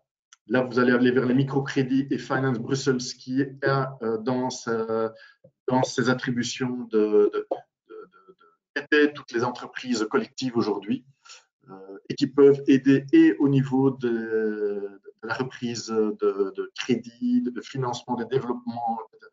Au niveau développement, je l'ai remis d'ailleurs, il a un programme spécifique TPE, entreprises sociales et coopératives, et donc ils sont particulièrement attentifs à des structures qui deviennent participatives comme ça. Voilà ce que je voulais vous dire. Donc moi aujourd'hui je suis coach mentor et je suis toujours très lié avec l'USCOP, qui est l'ESCOP Wallonie-Bruxelles, que vous pouvez retrouver sur le site letitco.be. Voilà, je suis ouvert maintenant à repasser le micro. Super, merci. Alors, il y avait encore une question qui était ici en suspens que je vais poser. Et alors après, on laissera la parole à des personnes qui souhaitent poser leurs propres questions. Alors, oui, c'est ça. C'est la question par rapport, je vais peut-être la poser alors à l'un de vous trois qui pourra peut-être répondre. Est-ce qu'un désaccord entre associés est une raison suffisante pour envisager la cession? D'après vous, je ne sais pas qui pourrait y répondre. Bah, je peux peut-être te donner un départ de réponse. Un désaccord entre associés peut être une raison de céder l'entreprise. La gestion au niveau humain de cette problématique va être très importante pendant tout le processus de cession. Donc, il faut au moins se mettre d'accord sur la manière dont on va céder son entreprise. En général, on fait appel à des accompagnateurs dans ce cadre-là qui vont régler d'abord le problème au niveau humain. Et puis après, il faut mettre le processus en route. Soit on cède uniquement les parts d'un des associés ou les deux associés décident de remettre l'entreprise. C'est plus compliqué parce que les gens ne s'entendent pas, mais ça peut être une raison suffisante de toute façon, oui. Oui, Yves. En complément de ce que vient de dire Francis, pour la personne qui vient de poser la question, je ne négligerai pas la médiation. La médiation est un outil très puissant qui permet souvent d'arranger les choses. Et si ce n'est pas le cas, lors de la médiation, on est occupé à le faire avec une entreprise pour l'instant, et ça définit au moins les règles de la transmission. Comme l'a dit Francis, effectivement, il n'y a qu'un des deux ou un des plusieurs associés qui s'en va ou plusieurs s'en vont. C'est un associé qui peut racheter les parts à l'autre ou on peut chercher un acquéreur que pour une partie des parts à acquérir. Donc voilà, tout est possible, mais s'il vous plaît, ne négligez pas la médiation. C'est vraiment un outil puissant et ça permet de régler un certain nombre de conflits. Et si jamais ce n'est pas le cas, au moins ça permet de fixer un cadre qui est nettement plus apaisant dans une négociation déjà compliquée. Super, merci pour cette réponse. Alors voilà, maintenant, s'il y a des personnes qui souhaitent poser des questions oralement, elles peuvent lever la main. Donc, il y a la possibilité de lever la main virtuellement. Vous avez une petite main que vous pouvez lever. Et alors, si vous avez donc cette main levée, je vous donnerai la parole pour poser directement la question aux orateurs. Sinon, moi, j'ai une question aussi. Alors, il n'y a pas encore de question, donc je vais poser la question. C'est par rapport à la crise du Covid. Voilà une entreprise qui aurait eu des chiffres diminués depuis quelques mois suite à la crise du Covid. Est-ce que ça a une grosse influence ou non sur la valeur de l'entreprise et sur le processus de cession de manière générale? Je peux peut-être répondre en partie. Oui. De prime abord, non. Il est vrai que la crise du Covid va avoir un impact sur les résultats de l'exercice en cours, c'est certain, mais ça n'enlève rien à la valeur de l'entreprise. C'est un accident, c'est un événement exceptionnel qui arrive, qui va avoir un impact sur le chiffre d'affaires et donc un impact sur les résultats de l'entreprise. Je prends des exemples de sociétés qui sont dans le secteur de la construction, qui n'ont pas travaillé pendant un certain nombre de mois. Il est un fait évident que leur chiffre d'affaires va s'en ressentir, mais les carnets de commandes, ils sont signés, donc ils seront reportés par après. Par contre, si on reprend l'exposé que j'ai fait, vous avez la valeur d'entreprise ou la valeur elle-même ne devrait pas être impactée, sauf si les conséquences du Covid vont avoir un impact sur le futur de l'entreprise. Imaginons, on est dans un secteur où la vente se faisait en présentiel et que du jour au lendemain, ça devient des ventes virtuelles et que l'avenir nous dit qu'après le Covid, le marché de la vente virtuelle prend un impact, prend une partie beaucoup plus importante dans ce marché et que de cette manière-là, l'activité de l'entreprise va se trouver pénalisée pour le restant de sa vie. Là, ça pourrait avoir un impact, mais c'est pas forcément certain. On a quand même vu lors de la fin du premier confinement, c'est que l'être humain reprend vite ses habitudes et qu'il revient vite à ses anciennes manières de procéder. Donc, l'économie va redémarrer quand même en grande partie sur la manière dont elle existait précédemment. Par contre, au niveau des éléments qui vont déterminer l'actif net de l'entreprise, il est un fait évident, si vous avez un exercice où, au lieu de faire 200 000 euros de bénéfices et que vous n'en faites que 10 000, il est un fait évident que les disponibilités de l'entreprise vont en être impactées et que de ce fait-là, les disponibilités qui vont être à disposition dans cette entreprise seront différentes. Là, ça va avoir un impact direct sur le prix de vente de l'entreprise. Mais sur la valeur elle-même de l'entreprise, normalement, ça ne devrait pas l'avoir. On voit bien que sur le marché, pendant cette période, les acquéreurs essayent de faire prévaloir les risques liés au Covid. Ça génère en général des apparitions d'earn-out plus importants, c'est-à-dire des paiements liés à des paiements postposés liés au développement et à la continuité de l'entreprise, mais normalement, on ne devrait pas avoir d'impact sur le prix qui a été fixé.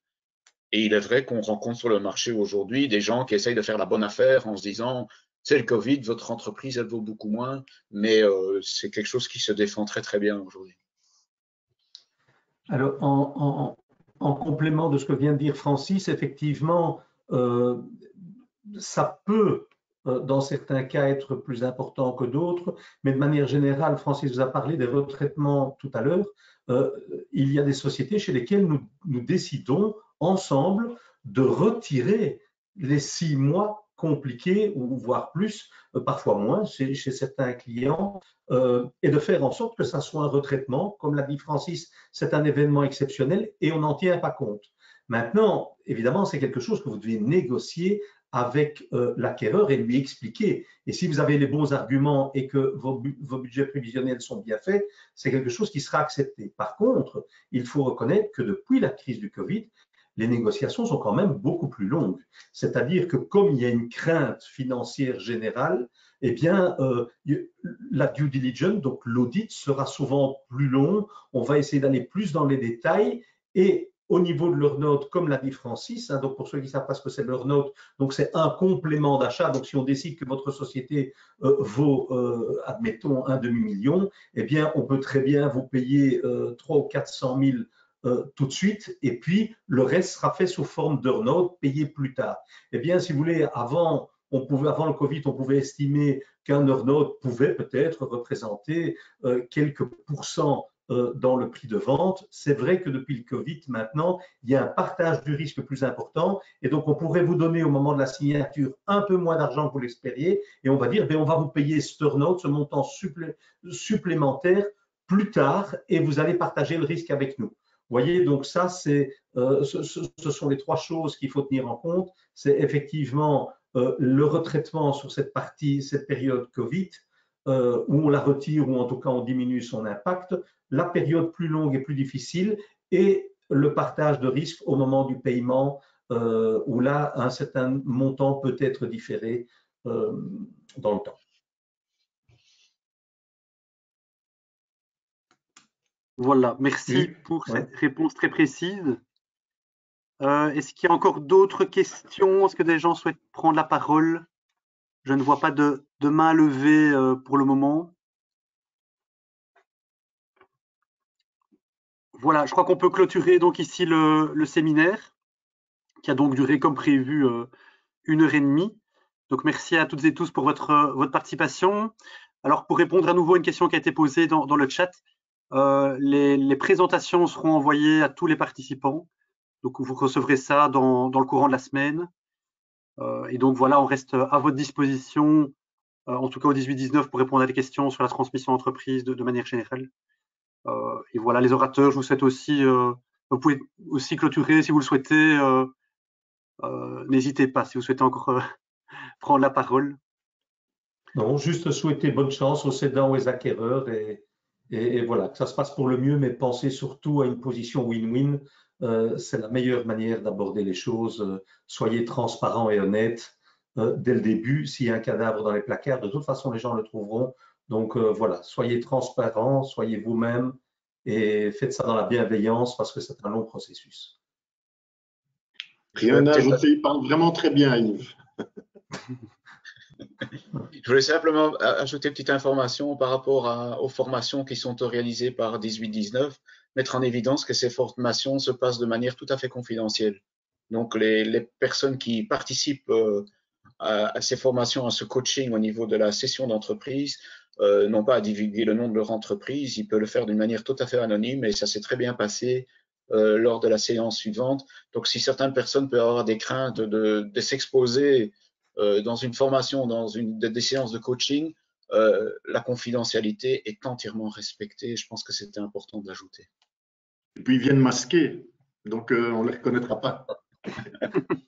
En plus. Voilà, c'est sur cette note d'humour qu'on va terminer ce séminaire. Encore merci à vous trois pour cette présentation très, très intéressante. Merci à tous. Donc voilà, n'hésitez pas à aller voir le programme de la semaine, enfin de ces 2 semaines thématiques sur le site du 18-19 et donc à très bientôt pour un futur événement. À bientôt. Merci beaucoup. Au revoir. Bonne journée. Au revoir. Au revoir.